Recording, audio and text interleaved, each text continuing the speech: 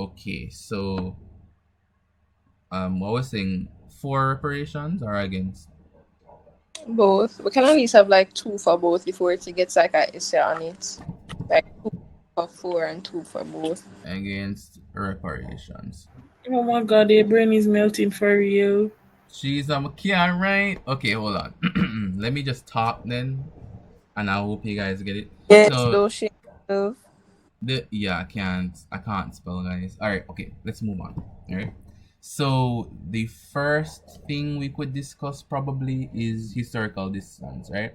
So the opponents against reparations per se, right, argue that the injustices or the atrocities for reparation are sought, well,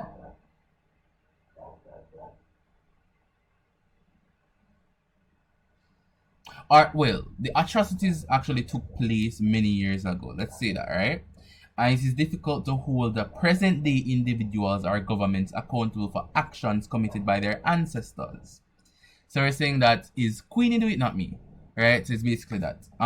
They contend that the passage of time itself, right, makes it impractical to assign financial responsibility to historical events.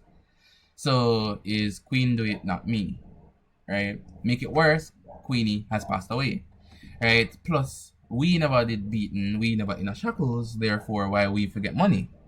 Okay, right? So that's one of the things, right? Well, also could say like it's kind of hard to determine who would be the beneficiaries of the reparations, because it would, yeah, in order to really determine who would be eligible to receive reparations and who would be responsible for providing them, that entire thing debacle would be challenging. Identifying their direct descendants of those who suffered from past injustices and determining their compensation, that could be a logistical error, right? Or logistically difficult, right? And to create a complex and potentially what I would say no problematic process. So it's gonna be really problematic, and it makes sense the complexity in determining beneficiaries. Right, you guys getting it so far? Yeah. All right. I think another one I need to write because I have most memory from these things. So give me one moment. So another thing could be the economic feasibility would be one, right? Because when you look at it, right, reparations would be financially burdensome because look at the sum that you're gonna have that the metropole will have to pay, right? So governments and institutions will have to pay a lot, like a ton of money, right? And plus, if you do it for one, you have to do it for all. So it's gonna be economically, it's not gonna be economically feasible for example, Great Britain to pay because they will have to pay for all their Caribbean colonies. Then there's Australia, then there's Canada, then there's kind of like most of Africa, and there's like a bunch of other places. If they do it for one, they have to do it for all. So it's gonna be not really feasible. So they contend that the cost of reparations could be excessively high and potentially straining national budgets and burdening the taxpayers of Britain, right? So additionally, opponents would probably claim that allocating significant fund separation may divert resources from pressing social issues, right? So those that could be an issue as well. As I said, practicality would be an issue as well, right? So some opponents probably would question the practicality of implementing a reparation program, right? So it's the argument is really around determining the appropriate form of compensation. Is it financial reparations, land redistribution, educational opportunities, technological advancements? What would it be? Right, so ensuring that it reaches the intended beneficiaries as well as a fair and effective manner would be complex to potentially inefficient per se. Because in what form should reparations take place? Go ahead, somebody has a question. So I'm saying, right? Reparations. So how is it that persons are against it? And when I say persons, I'm referring to those in Europe, particularly in England, that feel that we're not deserving of reparations, or because it might be a financial burden to them. But I'm saying you went all across the world, you did all these voyages, you exploited people for your own monetary benefit. And now when it comes time to basically repay these people for all you've done, you want to find every excuse But the as argument here, in okay, I'll play devil's advocate, right? I'll just be the opposer, right? Um, so I guess the argument would be, first of all, right? That was a long time ago, and I'm not saying that because it was a long time ago it didn't happen. It's because it was a long time ago. It's gonna be hard to determine who should get that money, and along with the political instability shown through Caribbean governments, right? It may be a little bit difficult to put strain on our taxpayers to give you all that money for it to go through corrupted means and be wasted.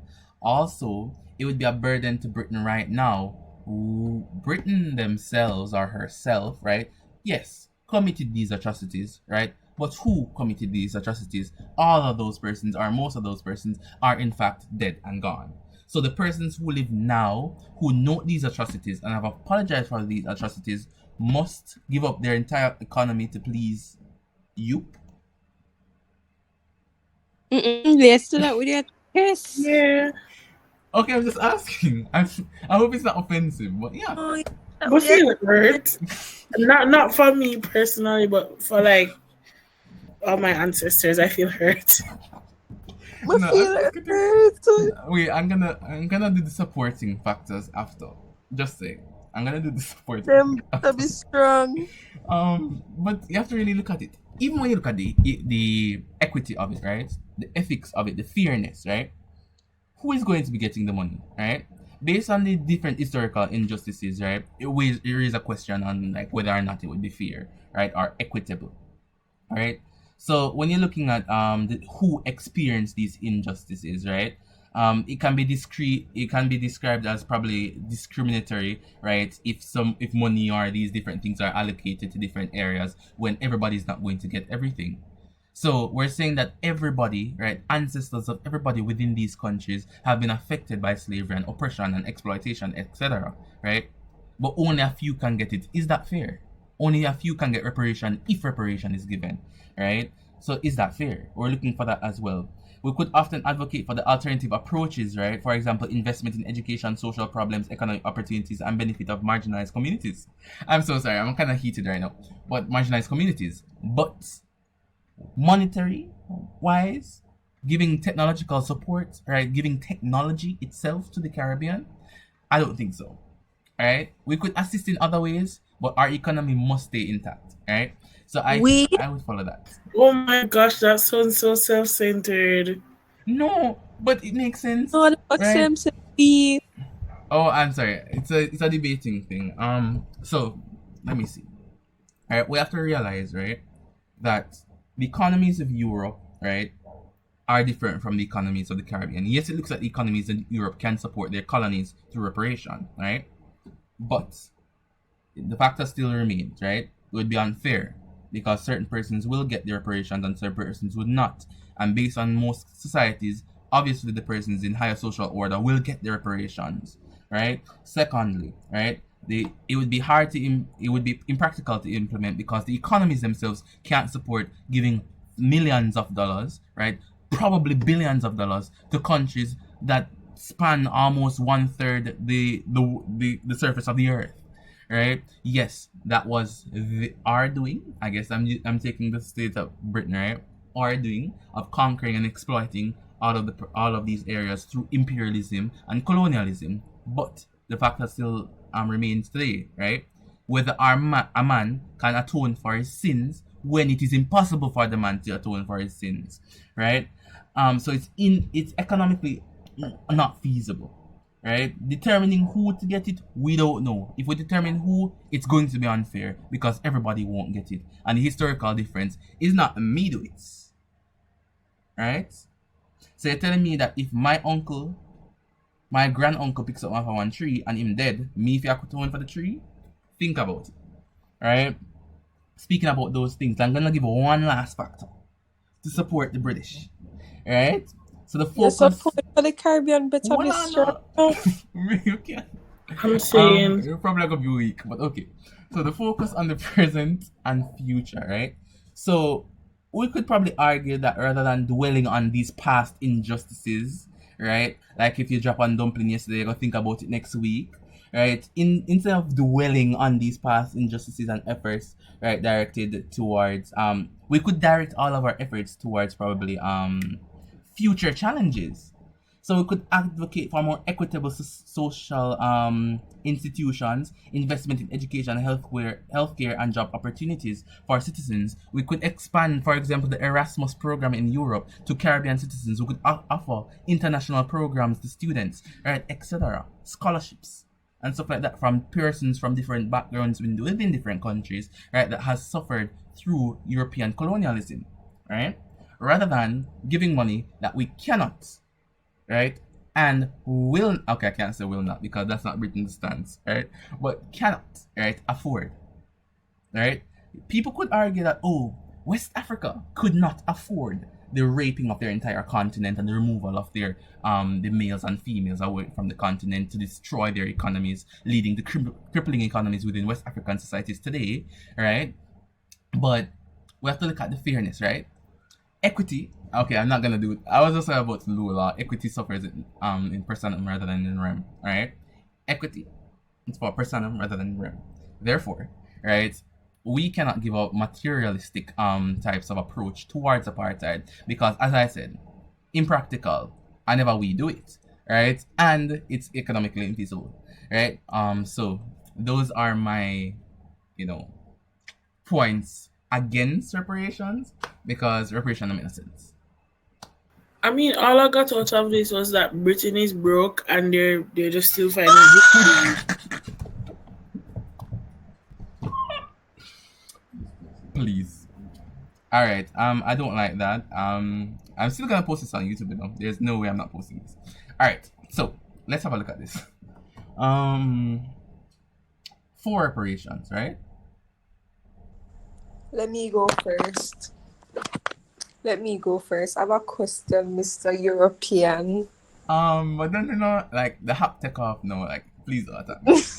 No, But keep go it ahead. on a little while. Is it But because go we are black? no comment. No. When the Holocaust was happening, you guys gave reparations to the Jews. When emancipation happened, you gave reparations to the planters that enslaved us. But yet still when we were you're broke. Well, It's because we're black. no, I think it would be a matter of the fact that the Jews specifically, You're right? not taking off the hat. Oh, I'm gonna take out the no. But okay. Let me just say one thing to that, right? I think it would be a matter of the Jews specifically would have been a smaller population, right? As well as the planters would have been an extremely small population. So money could have gone around easily there.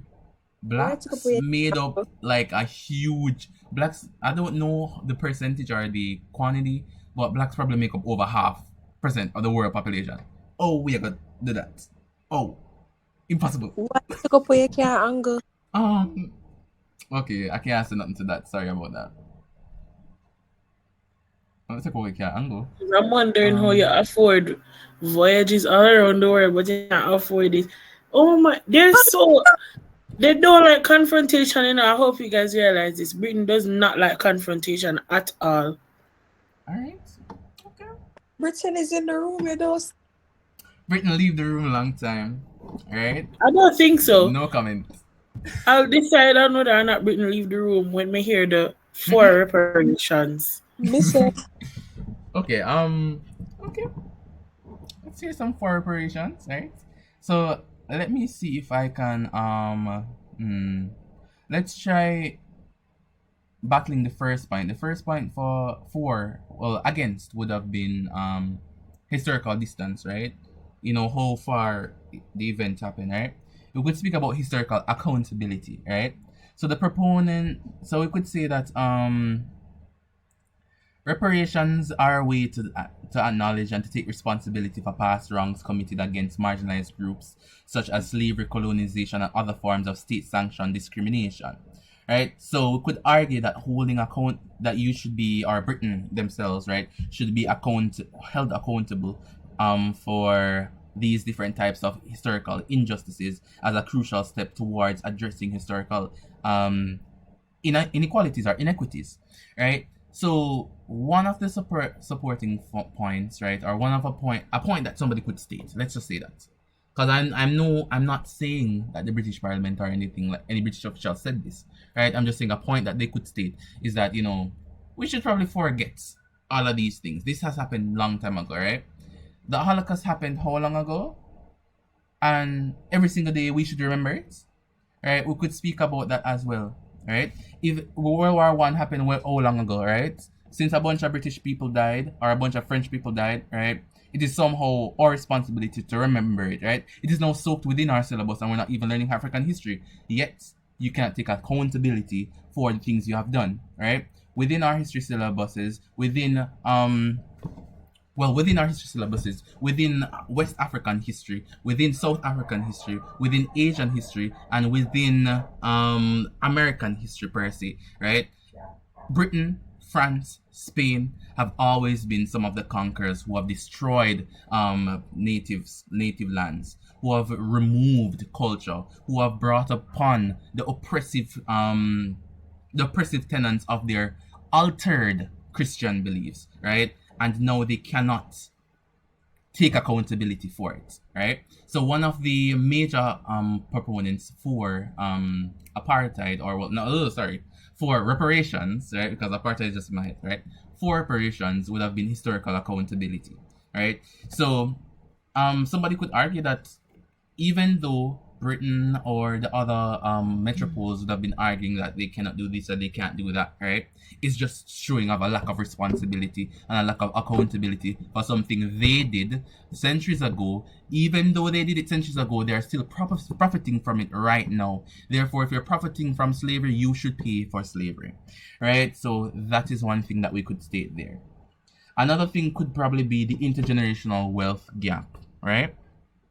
So they could argue, right, or the persons who argue against, right, reparations would have argued that there are, that the wealth would have been, well, the wealth within Britain, in France, etc., right, would have been, somewhat inadequate to support the economic reparations of other Caribbean states, right, or Caribbean states per se, right? And we're looking at British right now specifically, but I'm just saying in general, right?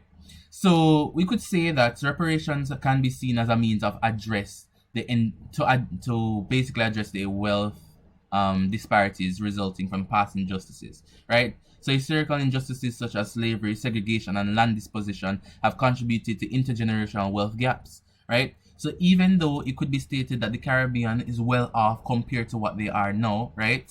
The global north that have benefited on the back of slavery would be well better off than what we have gone through, right? The advances in industrialization were caused on the back of slavery. The advances within American industrialization on the backs of slavery. The advances within political stability of England on the backs of slavery. The advances within the infrastructure within cities like London, Bristol, and Birmingham would be on the backs of slavery, right? So we could look at the fact that slavery, as well as other types of colonialist reforms within the colonies, right, would have detrimentally affected the wealth of the Caribbean people, right? Even though the wealth of the Caribbean people have risen, right, it has risen improportionally to the wealth of the metropole, right? So you could state that. Following so far? That's 3. That's 3. Oh, okay. Could I okay, what else could I state? What else could I state? I'm sorry, separating Britney is so fun, but this one is like, what else could I state? What could we talk about? We could talk about restorative justice, right? Restorative justice could be one. So we could say that reparations could be a mean of restorative justice. So we know what restorative justice is, right? Everyone knows that. What is restorative justice? No. Well, restorative Restorative justice. justice. Mm-hmm. Yeah, restoring justice. Okay, okay, it's not that. Okay, right. So it is seen as an essential step towards healing the wounds of the past and recounts, well, would say that reconciliating right historical injustices. Reparations can provide a sense of closure and recognition for victims and their descendants, promoting healing and social cohesion. Right, so we could state that for that specifically. We would also state economic stimulation. Right, so reparations can serve as an economic stimulus, particularly within marginalized communities. Right, so by injecting funds into these communities, reparations can help spur economic growth and create jobs and enhance local infrastructure. This approach can lead to broader community development and contribute to reducing socioeconomic disparities. Right? What else could we state? Me if I ask you, Um, we could talk about the contributions. Let me see. We could talk about acknowledgement, right? So really taking accountability for the contributions, right? So to recognize contributions made by the marginalized communities throughout history, right? So remember that when Britain went across the globe and stuff like that, right? There were some proponents in which, well, some parts in which they completely disregarded marginalized people, right? Or usually at this time would be indigenous people, right? So the contributions made by marginalized communities throughout the world were often overlooked and undervalued and sometimes generally erased, right? As they were thought that they didn't have a culture, right? So we could talk about that. So they provide an opportunity, they could provide an opportunity to honor the resilience of cultures of contributions that have been oppressed, right? Within the different communities across the world, right? And validating their place in society and fostering a sense of dignity among these people. You saying something? oh, my question, I'm sorry. Okay. Another thing we could probably say. All right. So we could talk about international precedents. So as you guys were saying earlier, right? International precedents. Um, we're looking at slavery. We're looking at exploitation. We're looking at the death, right, as well as the exploitation of millions of persons across the globe. Well, millions of persons across the Atlantic world, right? The Atlantic would involve South Africa, by the way, right? The Atlantic world, right, going through this gruesome theory or gruesome thought or gruesome event known as transatlantic slavery. We have read the history books. We have been reminded day by day of history in that regard, right? Because within Eurocentrism, right, and Eurocentric concepts, right, they have not allowed our syllabuses or histories per se, right, to put slavery to rest. Right, they have not allowed us. Every single day, it is being reminded of the things and the proponents that they have been benefiting from. Right, even though they did not commit these atrocities and they were not alive within the time these atrocities were committed. Right, these atrocities were also attributed to our ancestors. Right, and we are not our ancestors, but we are the descendants. Right, even though we on a whole, both us and them, right, were not there, right, it still affects us, right? The removal of West Africans from West Africa would have destroyed African societies and leads to the destabilization of West African societies until this day, right? We could look at the fact that indigenous Caribbean societies have been mostly removed and revoked to the point where most persons think that they are completely erased from the globe, right? That could be another issue there, right? We could look at the fact that we, the descendants of these persons that have been enslaved, for almost 4 centuries, I may add, right? We are facing the brunt of racism, systemic racism, colorism, mental dissidence, right? Mental illnesses such as bleaching of skins and stuff like that would lead us to think less of ourselves in that type of way per se, right? It leads to us having a lower economic output than literally the rest of the world generally, right?